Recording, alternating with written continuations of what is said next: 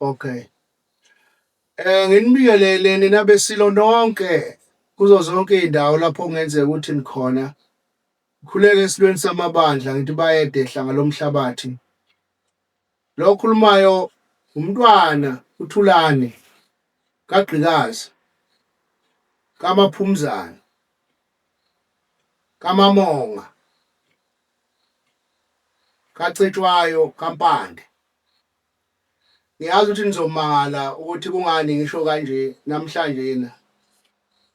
Eminyakeni engikuyo sekufanele ukuthi izinto nje ngiyichaze ngiyibeke kahle. Abantu bafune bazi ukuthi ngubani necapacity yami engisuke ngikhuluma ngayo eNdlunkulu. Ngisuke ngikhuluma ngoba kunjani. Yebo, ngiseNdlunkulu angisebenzi ngoba ngiqashiwe eNdlunkulu.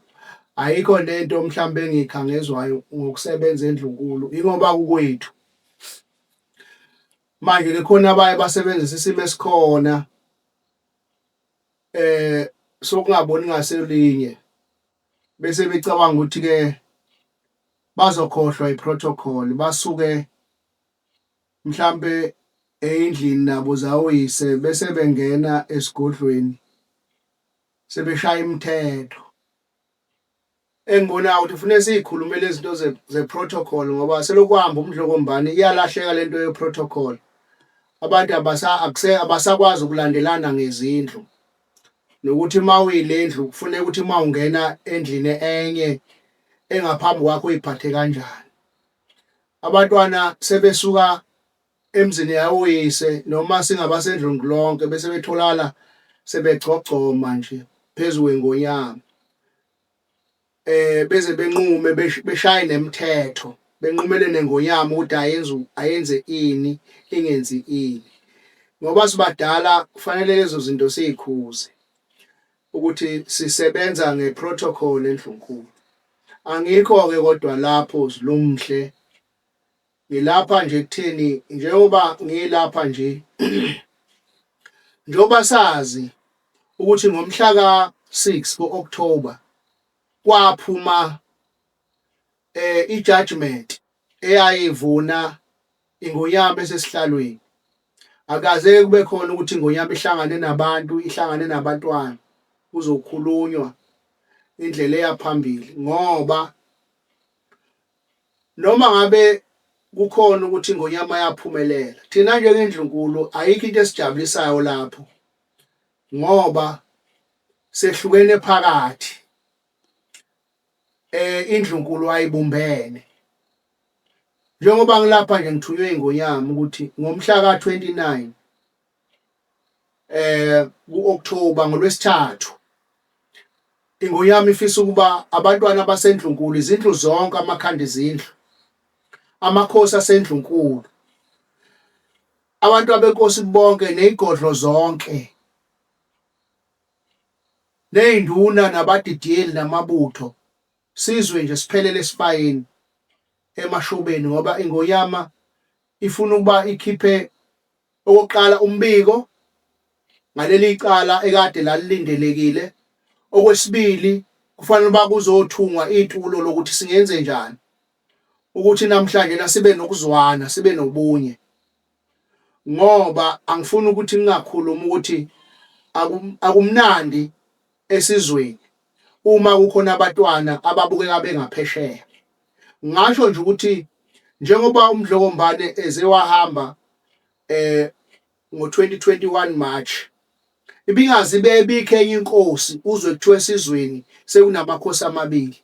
Lento itshela ukuthi bekuthi makunembango kuliwa kuchitheka negazi kodwa bekuba khona lapho kuhlalwa khona kugezwa namanxeba kubuyiswane bese kuyiwa enkosi esesihlalweni inikezwa amandla nobuhlakani bayo ukuthi ihole isizwe. Ingakho nje besilokhu sinenkosi eyodwa ukusuka emuva sizo samaZulu asinawo umlando wamakhosi amabili. Ngakho ke asifisi ukuba lento iqale ngesikhathi sethu. Ingakho ke ingonyama ithi labo bantwana ngoba kubhlungu ukuthi njoba ngithi labo bantwana vele iqiniso ukuthi khona abantwana abanye abangakholelwa ebuholini bengonyama ekhona.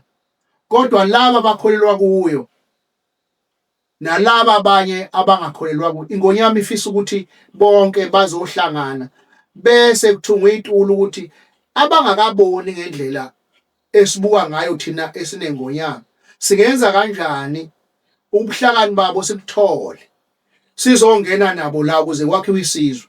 Ngiyakholelwa ukuthi abantwana kuningi okokwakha isizwe abanakho okufanele bananje sekufuneka kuhlalwe ndawonye kubukiswane. Yikho-ke ngithi cha, xolisa ukwelula nje kodwa ngenzela ukunabela ukuthi ngiyanimema Zulu amakhanda ezindlu okuyiwona azi nemithetho neprotocol nesigaba senhlonipho yalapha ekhaya abazokhuzana bakhuze labo bantwana abangenayo inhlonipho ngoba sekukhona ukugcogcoma emzini wenkosi. Abantwana bayagcogcoma manje abasazi la kufanele baye khona nala kungafanele baye khona.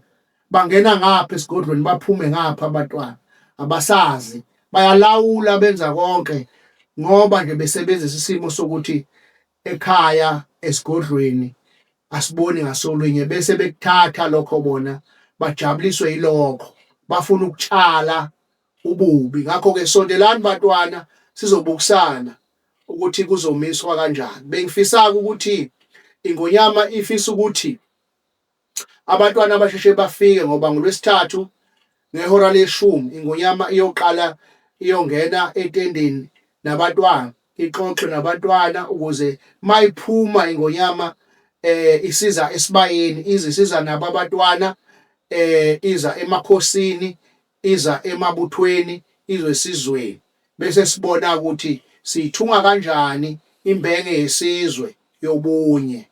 Ngithokoza kakhulu.